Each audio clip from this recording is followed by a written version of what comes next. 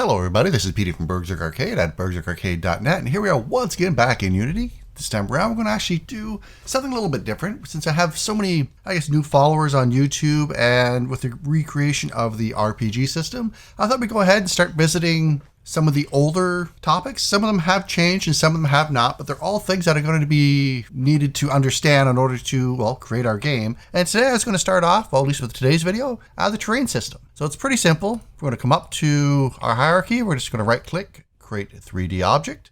And let's go ahead, we'll create a terrain. And we notice here, we have a terrain here. And if we come actually down into the assets, we have a new terrain down here. This is the data for this. So if you create another scene and you drag that in there, you'll get the exact same terrain. Now down here, we notice that my light maps are going on. I don't want that. I want to turn it off, because as we go ahead and start sculpting our terrain, that's going to use a lot of CPU, and I don't want that. It's just going to slow things down. So we'll go ahead, we're going to open up our lighting tab, and I'm just going to go ahead and dock it over here. And I'm just going to untick it. I'm just going to turn the whole thing off. It'll go ahead and finish. Well, not finish, it'll just stop. And let's go ahead and take a look at this terrain. So you can zoom out, move around. By default, it's just this big white thing. I want to get the whole thing in view. There we go. I want to be able to see what I'm doing to it. So I'm going to go ahead and shrink this down a bit too, as I don't need the camera view. And let's go ahead and take a look at the components. So we get two of them with the terrain. And the material allows you to attach a physics material. We have another video already on physics material, but basically if you want, let's say you're creating a terrain that's maybe part of the moon or something, and you want to have a real bounce to it, you can go ahead and create a really bouncy physical material and just add it here. Then of course it's the terrain data. Like I said, if you have another terrain and another scene, you can go ahead and create multiple terrains and just swap them. So you have the one terrain object in your scene, but you can have multiple ones down here and just change them at runtime. I'm actually going to go ahead and rename this one. And I'm just going to call it Demo Terrain 1. And of course, we come up here and select again. We see that it's actually gone ahead and picked that.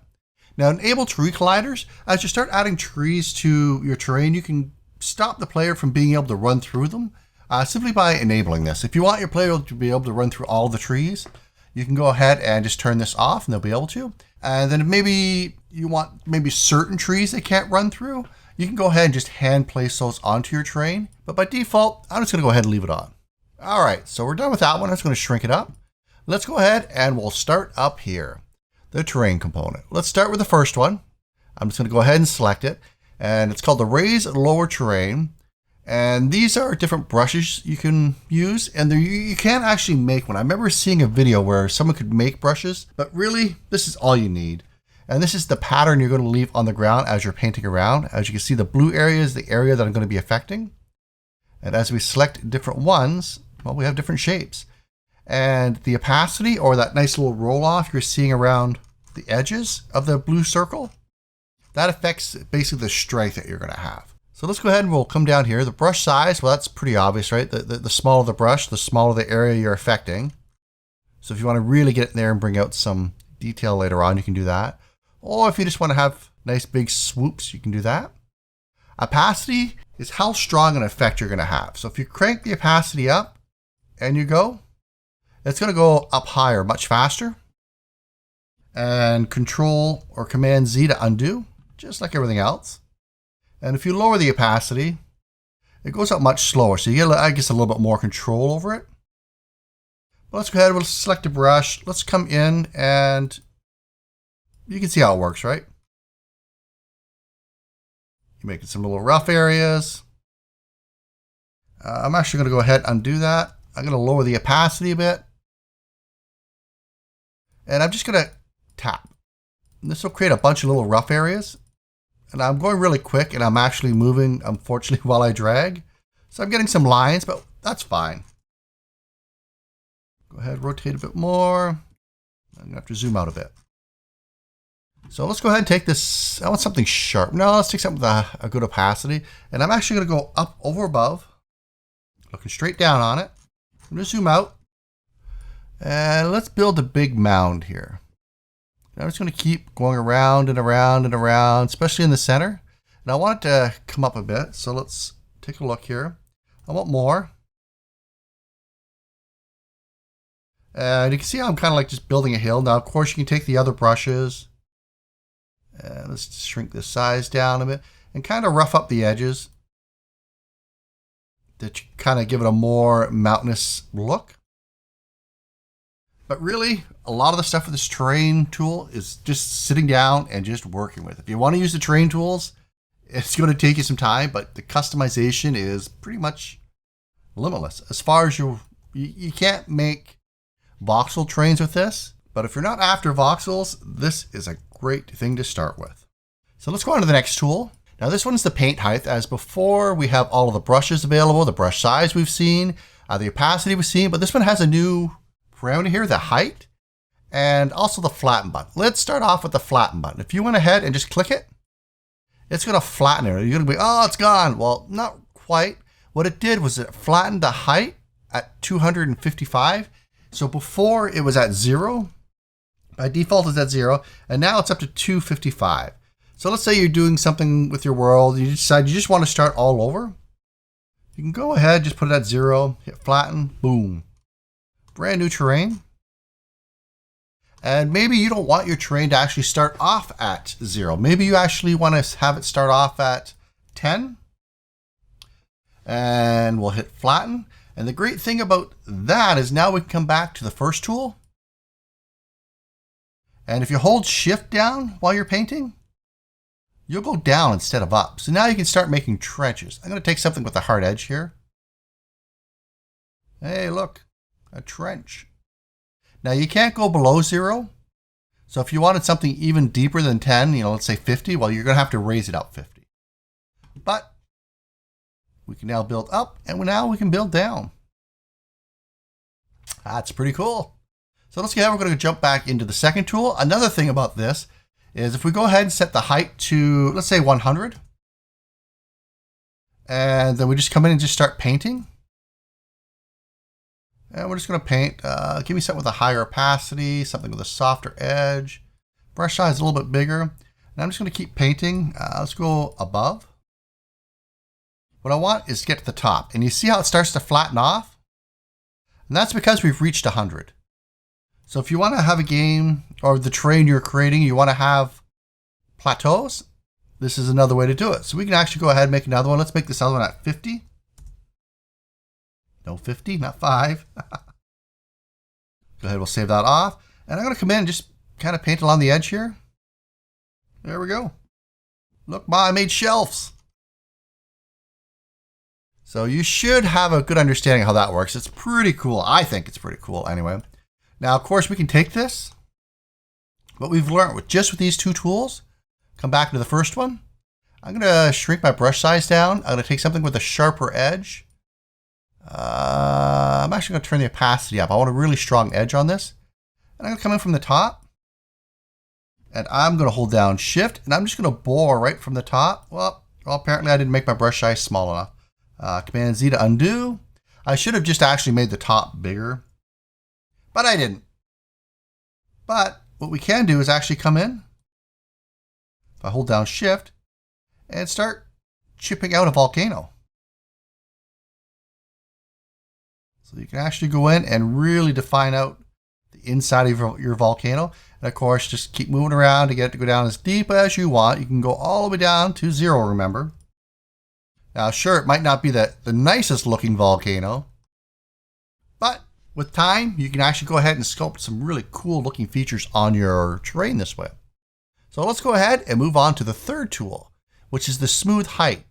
So again, all the tools that we had before, we have the brushes, we have the brush size, I'm going to increase that. We have the opacity. And what this one does is if we have a lot of rough edges, let's come over to this little deformation I made here. And it's not really that rough. So let's go, we'll take something like this. I'm going to go in, crank up the opacity, and just make something like really jaggedy. Lots of sharp edges for this demonstration. What we're going to do is come in, turn the opacity down a bit because I don't want this effect to be that strong. And I'm going to take this one with a nice soft edge. And I'm just going to come over. And if you take a look here, it smooths out your edges. Now, keep in mind, this is going to lower stuff. But I like to think of it as melting.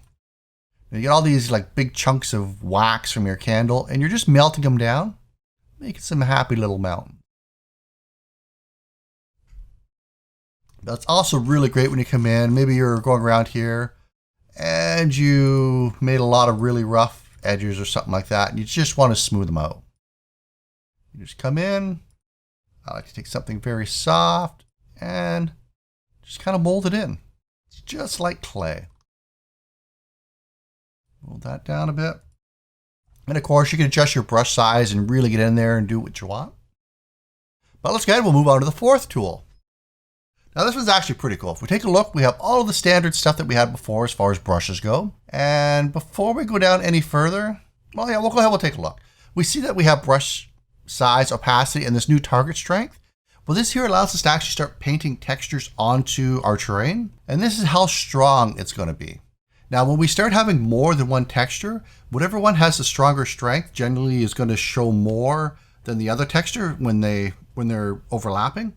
So let's go ahead and take a look at that. I'm actually going to go to the asset store and I'm going to go download some textures. So for that, I'm just going to come into, well, the asset store window. I've already got it docked. Let's just come in. We want some textures. Here we go. Now we're just looking for some free ones.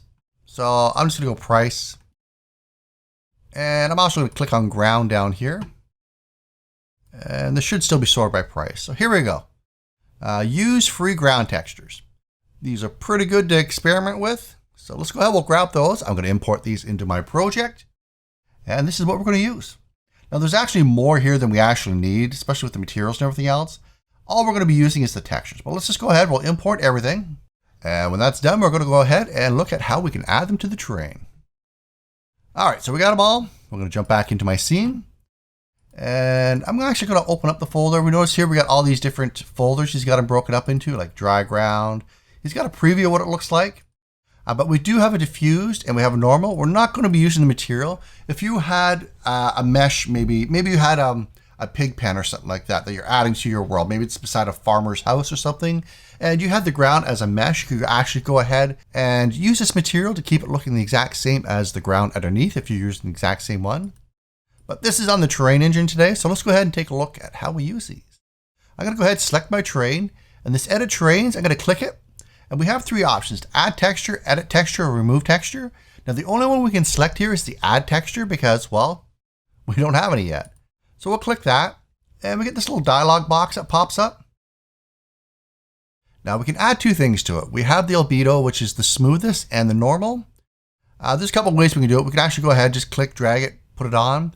We can also hit the select button and go search for it. I have a lot of textures and I already know which ones I want, so pick the one that you want. There we go. I'm actually going to go ahead and add the normal map as well. Now what the normal map does is just makes it look bumpy. So even though your texture, if we look down here, is really flat, the normal map's going to make it look bumpy. It works just like a normal map on any other model.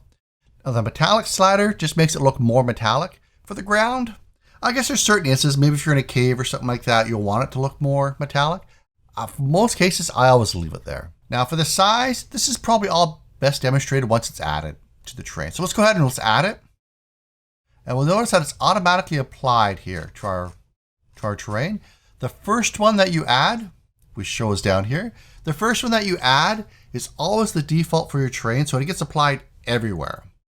Now let's go ahead and actually edit it. Now you can either double click it to edit or hit the edit textures and make sure it's selected. You know it's selected by the little underline. You can hit remove texture just to get rid of it, but we want to edit it. So we're going to go ahead and click it and let's look at some of these options. So if we go ahead and make it more metallic, you can see it just turns more metal-like. So depending on the different materials that you're throwing on, maybe you actually have a gold or something like that, and you're going to paint it on the side of a mountain, and you want that to be really shiny, and just that one texture, you can do that. We'll go ahead, we'll slide that down. If we get rid of the normal, and you can do that just by selecting none, see the difference it makes? So again, I'll just add it, and you couldn't tell, could you? So let's zoom in and apply it again. There you go. It's subtle. You can't really see it that much with this one, but you should have seen it there. Again, we'll just do it one more time. No, we're not actually going to open this one up. Let's just go ahead, hit select. We'll pick none. We'll go ahead, we'll take it, we'll drag it on. And it just adds a little bit of bump to it, which is pretty cool. So tiling, think of it this way. The smaller the number, the tighter the tile. So it repeats more often over and over and over again. And of course, the bigger the number, it tiles less, but that also makes it bigger as well. It's just one of those things that when you're playing with your texture, if you're just downloading them, you're gonna have to sit there and play around with these numbers just to figure out exactly what you want. And for the offset, that just moves it left or right. So if we go ahead and do 20, it just moves it along on the map. I almost always do 0. There are certain cases, certain textures that I want to have an offset on, but if you have a really good tileable texture, I don't think I've ever had to use the offset. So I'm gonna go ahead, hit apply, and let's go ahead and we'll add one more texture to it. I want a grassy texture. So I'm gonna go ahead, oops, I double clicked. I'll go ahead, hit add texture. And I'm just gonna move this over here, and here's grass, dead leaves. Here's some grass ones. I'm just looking something really bright. Do we have a really bright one here? 4 is bright, 5 is even brighter, so we're gonna go with 5. So I'm just gonna go ahead, drop that in, and of course I want the normal. And I'm gonna leave everything the way it is. By all means, after this is done, feel free to go experiment. So I'm gonna make sure it's selected. Remember I said you know which one is selected by this little blue line underneath. And by all means, feel free to pause this video and actually just play around with the train system. I actually absolutely love the train system Unity. It's one of the older systems that really hasn't received a whole lot of updates over the years. It's just one of those things that when you're first starting out, it's just so much fun to play with. The things you can create with are just like really awesome, and they really lend to the creative people. Now with this selected, I'm gonna go ahead, and it doesn't really matter. I'm gonna take this brush. I'm gonna leave my target strength at 1. I'm gonna turn the opacity down a little bit. And I want my brush size a little bit smaller. So I'm gonna come in, actually I wanna go by the little river we made. And I'm gonna put some grass in here, at least grass color. So I'm gonna come in and just start painting. Now, if we take a look here around the edges, it's pretty strong. And this probably isn't the texture I really wanted, but oh well. It's the one I used. I'm gonna go ahead and undo that. I'm gonna lower the target strength a bit, well, quite a bit. And we'll come in and paint again. And we notice how much less you can see it compared to the default one, which is at 1. Now, if you keep going over it, it'll brighten up a bit, or it'll darken a bit, but it never really covers the ground. So this is great if we would have had maybe grass already on the ground, and maybe we want to put a little bit of mud splots around. Go ahead, take your mud texture and just kind of go over the grass a bit. It can have a really cool effect. But I want the grass to show up, so I'm gonna go 1. I'm just gonna lower the opacity. And let's actually, whoops, did I just get rid of it? No, I did not, okay. I'm gonna lower the opacity so it's a little bit lighter on the fringe, or sorry, the target strength. Target strength is 1, I wanna keep the opacity low. And I'm just gonna come in, make sure we got the right one selected, and just start painting. And my brush is too big, so we'll bring that down. Just to get around the edges, I'm going to use a smaller brush. And I'm going to have to rotate around a bit just to get in there. And when you get the edges done, you can actually go ahead and increase your brush. I did it way too much. You get the idea, right? You can go ahead and paint the textures on that you want. We'll go ahead, we'll add one more. There's a really cool one down here, the lava one. I'm not sure if you guys have noticed it. A lot of people like this one. This one has an emissive material, but unfortunately the train engine does not support that yet.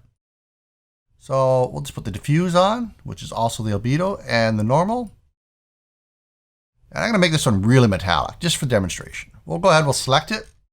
Let's go to my volcano. And I'll select it here.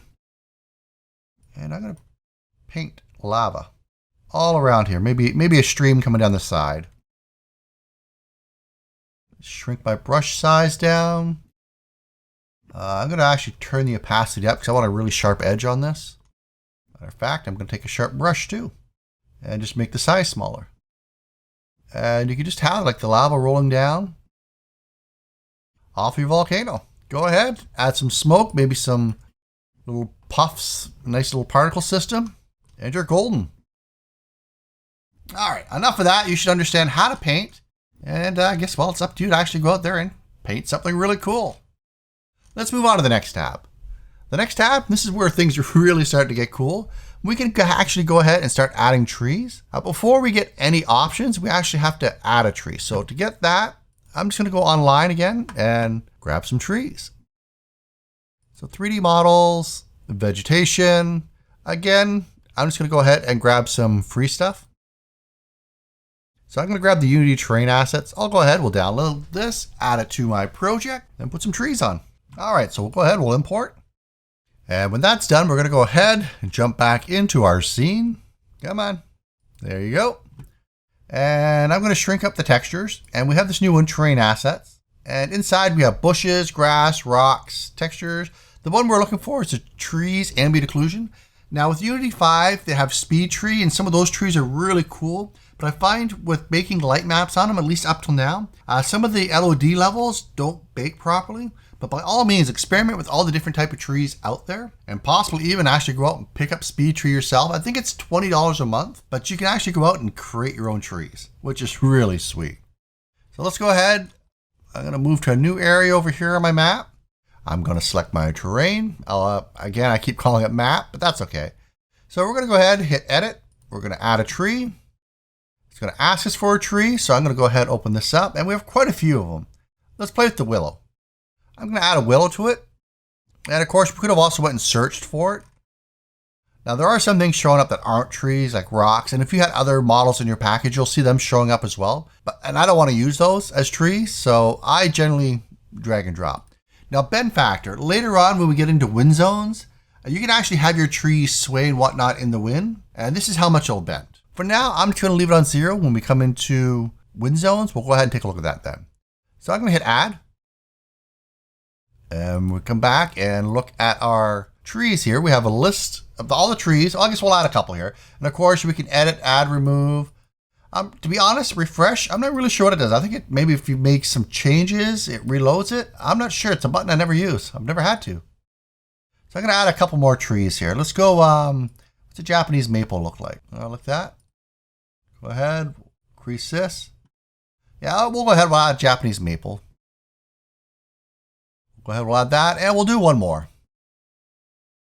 And what do we want here? We want a sycamore? Ooh, with glider. Let's go, we'll grab this one here. There we go, we've got 3 trees. So we're gonna go ahead and jump back into our terrain game object. And I'm gonna take this first one. And let's take a look. The brush size, we've already seen it affects it. It determines how much area you're affecting on your map. Tree density is how many trees you're gonna put down. So if I just clicked once, with this tree density of, what are we at, 83, it puts down that many. I'm going to Control Z to undo. I'm going to lower that tree density. And if I click again, there we go. So how many trees you're putting down per click. Think of it like that. Tree height. You can go ahead and randomize this or not. So if you don't randomize it and you go ahead, you click, you get a 1. You can go ahead and, whoops, I went the wrong way. You can make it smaller. It doesn't look like you can actually enter a value. So it's going to be between 0. Oh, there we go, 2. That's what I was looking for. So you can go up to 2. And it will not let you type in there. So a range of from 0.01 to 2 is what you get if you want to do it manually. I'm going to go ahead and undo my trees over here. And if we click random, we get this little slider here. It's a little bit different than normal sliders you look at, as it has a minimum and a maximum. Then of course you can also move this around. And we'll notice that it's also tied with the width. So we can actually randomize the width as well. And one other thing is the color variation. Let's increase that color variation quite a bit. And well, usually I never have it that high, but for demonstration purposes, you can see how all the colors are affected. Now I'm sure there's some trees out there that you'll want to have this much random variation with. But to be quite honest, most of the time I have a very small number for that. I find it works best. But again, it's your world. They're your happy trees. You color them the way you want. And of course, you can go ahead and grab some others. Maybe you want to mix them in. Let me zoom out here a bit. Uh-oh, there we go. I've got the density down too low. There we go. So they're not mixing. Why not? Is this a new feature? Is that what we're going to call it? So if we really crank up the density, there we go. Now we can do it. Not what I want. Okay, so I just had to increase the density in order to be able to mix and match them. But that's fine. What I want to do is actually get rid of all of them. Instead of using Control or Command Z to undo, you can hold down Shift. And just like painting them on, you can unpaint them. So let's say you put a huge swatch on there and woo, look at all these trees, right? But maybe you want to have a little clearing in the middle. Just come up over top, hold down Shift, and voila, you have a little clearing. So now your guys can run through and play around in there. So again, I'm just going to undo this. So I'll go ahead and make a big brush size. I'm going to undo. And there's one other option here we have not looked at yet. That's the mass place trees. So let's go ahead, we'll click that. And the number of trees, it's just going to ask you how many trees do you want to put down. By default, we have 10,000. That's a lot. I'm just going to say 1,000. And it wants to know if we want to keep the existing trees. If we have that selected, any trees that we already have down, it'll keep those. But if we have it unchecked, it's going to remove those when it adds 1,000 trees. So let's go ahead and hit the button. And boom. It's going to take a mixture of all the trees that you already have loaded up. I've not ever figured out a way to restrict it, except for the fact that maybe if you only wanted the willows, you'd go ahead and delete the other ones out of here. Simply just select it and remove it. Then do your mass place. But if you have a lot of them in here, it's just going to pick out random and put them in for you. Now take note that it will not put them on steep edges. So this little plateau I put up here, it's flat enough that it could put a couple trees on there for me. Great. But along the edges here where it was really steep and along the riverbank too. Now it does not know that I intended to put water in here. So what you're going to want to do is come in, shrink your brush size down. Just hold Shift. Whoops, I undid that one over there. Make your brush size small and just go through and just carve out the trees where you don't want them. You can actually bring that brush size down pretty small. Zoom in and just get rid of individual trees if you want as well. It's completely up to you. But I didn't actually want this many trees because for the next demonstration, we're going to be putting grass down. And I want to be able to see the ground through the trees. So let's go ahead, we'll jump to the next one. And it works just like the trees. We're going to go ahead, select Edit Details, and we have a chance to add a grass texture or a detailed mesh. I'm going to go ahead and we actually have grass. Let me just quickly check. We do have grass textures, great. Now with grass, it's a 2D item. It's going to be billboard towards the camera all the time. So we'll go ahead, we'll click that. We have the add grass texture. We want the detailed texture. So you notice here it wants a 2D. So let me see, what are we going to grab here? Let's grab some white flowers. Well, let's just do grass. We'll go ahead and just drag it up there. Of course, you can also click and go search for it. But as we start getting a lot of textures, they can be hard to find. Of course, you do have the ability to search. But since I know where it is, I'm just going to drag and drop. So I'm going to put that in. Now we have the min width, min height, max height. Just basically controls how big it is in your world. And the noise spread would add a little bit of variation between grass patches. Now the healthy colors for when you're putting the grass down on the ground, really healthy grass is going to be green. And as it starts to die or dry out, as it's called by the dry color, it's going to turn a little bit more yellow. And of course we want it to billboard. And I can't think of an option where you not want this picked, but you want it to billboard so it always faces the camera. I'm going to go ahead and hit apply. And we have the exact same parameters here that we've seen before. So let's go ahead, let's zoom in and start painting. And you might be like, wow, this is awesome. Look at all this grass I'm putting down. The problem is, once you actually start putting your characters in game and start running around, it is going to be so laggy. What you're going to want to do really is break down that opacity and target strength.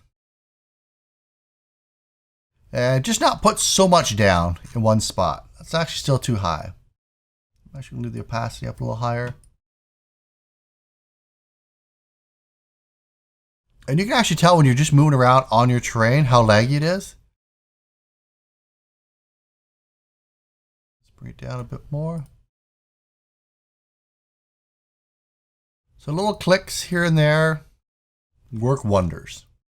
So let's go ahead and take a look at detailed meshes. So I'm going to go ahead and add a detailed mesh. And a detailed mesh is actually a 3D object. So we have some of those, right? We have bushes. Yes, we do. So we have different bushes here. I'm just actually going to go ahead and grab, sure, let's grab this one. We'll go ahead, we'll drag it on, and it has the exact same parameters that we've looked at before. So I'm going to go ahead, hit add. And we'll come back to our terrain. It'll take it a second to come in. We grabbed it, all the exact same parameters as before. And of course, you can actually go ahead and put some bushes there. And I'm going to add some trees to this area as well.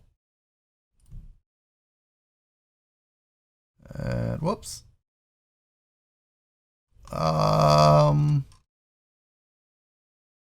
Those are some pretty happy little trees. We have to scale them. We're just not going to use those ones for now, I guess. There we go. Nice little shaded area. I'm going to go ahead and add a little bit of texturing here. And it's kind of cool. I think this is actually new to Unity 5 is when you're painting texture down, it takes the game objects off the map for you so you can see it a bit better. There we go. And let's add a nice little lava pool over here. Because why not, right? Alrighty. So I'm going to come in, find a nice camera angle for my little area. Let's do it right about here. I want to go be inside a little bit. Then I'm going to come up here under, what's it, assets? Oh, let's get this one confused. So move to view. And let's make sure that we have the camera selected this time. So go ahead, select your camera. Game object, align with view. There we go. And I'll go ahead, let's go ahead and turn this to 16 by 9. We'll go ahead and maximize on play. We're going to go ahead and hit play. And there, the shadows are a little harsh. We probably should bake them in. Or at least play with our lighting because we have way too much shadow going on here. Let's go ahead, we'll turn on our lighting. This might take a bit depending on the system you're running and also how much you've actually done in the game as well as far as shaping the terrain. This can actually take several hours to do, but since I've only done a little bit of modification here and there, it really shouldn't take that long. Our light map's done, so let's take a look at it. So I'll go ahead, jump in, and there we go. We can see the grass floating around. We don't have any wind zones, so we can't see anything going off here. Now our bushes are crazy as far as movement goes. But here we go. We've created a nice little scene. Now for the last train, for the train settings, there's actually quite a few here. We're already pressure time. They're all pretty self-explanatory. So I'm just going to go ahead and link you off to the documentation instead of me just reiterating what's already here. The Unity website has everything listed out for you. And of course, if you have any questions, feel free to post them down below in the comments. But that's it for our quick introduction to the terrain system in Unity. Go ahead, play around with it, spend a bit of time with it, maybe an hour or so, and show me. Go ahead, upload a video and show me exactly what you've made with your time with the terrain engine. Thanks for watching, everyone, and I'll see you in the next video. Bye-bye. So if you like the video, go ahead and hit that subscribe button down below. It really does help me out here on YouTube.